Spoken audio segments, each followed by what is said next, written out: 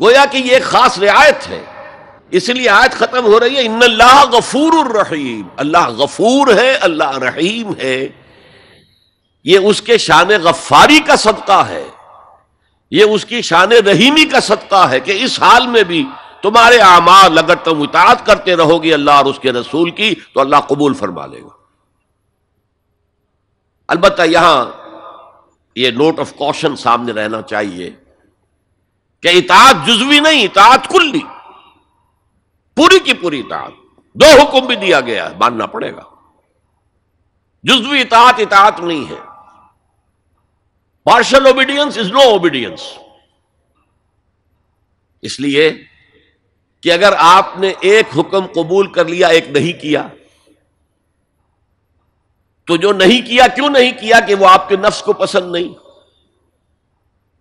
جو قبول کیا وہ کیوں کیا؟ کہ نفس نے الاؤ کر دیا آپ کو کہ ٹھیک ہے کر لو، کوئی حرج نہیں۔ دونوں حالتوں میں ویٹو تو نفس کے ہاتھ میں ہے، لہذا partial obedience is no obedience at آل۔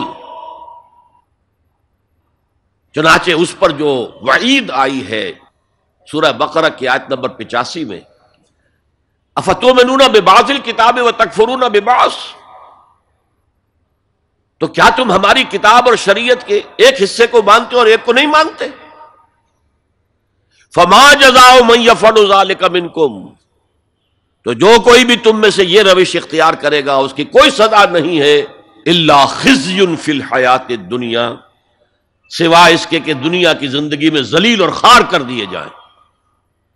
وَيَوْمَ الْقِيَامَةِ يُرَدُّونَ إِلَىٰ أَشَدِّ الْعَذَابِ، اور قیامت کے دن شدید ترین عذاب میں جھونک دیے جائیں۔ وَاللَّهُ بِغَافِلٍ عَمَّا تَعْمَلُونَ، اور جو کچھ تم کر رہے ہو اللہ اس سے غافل نہیں ہے۔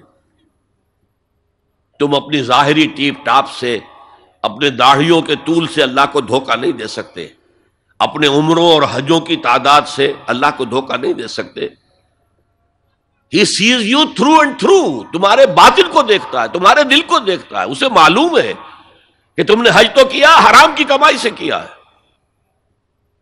بہرحال یہ بڑی شدید وعید والی آیت ہے قرآن مجید میں کہ جس کا نقشہ ہماری نگاہوں کے سامنے آج دنیا میں مسلمانوں کی کیا وقت ہے۔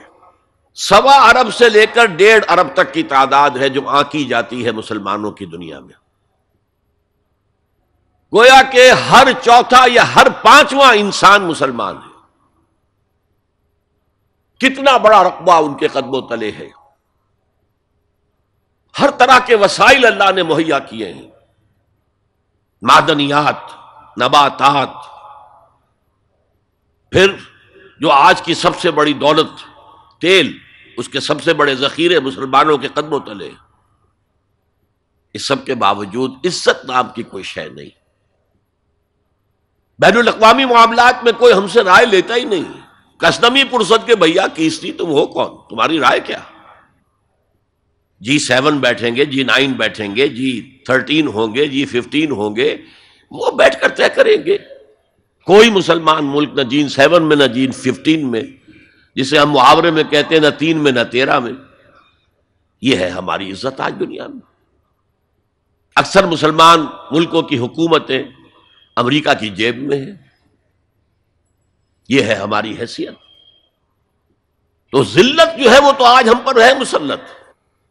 فما جزاء من يفعل ذلك منكم الا خزي في الحیات الدنیا ویوم القیامت۔ اب یہ قیامت کے دن کی بات جو اللہ فرما رہے ہیں، دعا ہی کی جا سکتی ہے کہ اللہ تعالیٰ اس سے بچا لے، کرم فرمائے، اپنی شان غفاری اور شان رحیمی سے ہمیں اس روز کی ذلت سے اور شدید ترین عذاب میں جھونک دیے جانے کی جو یہاں پر خبر سنائی جا رہی ہے، وعید سنائی جا رہی ہے، اللہ تعالیٰ اس سے بچا لے۔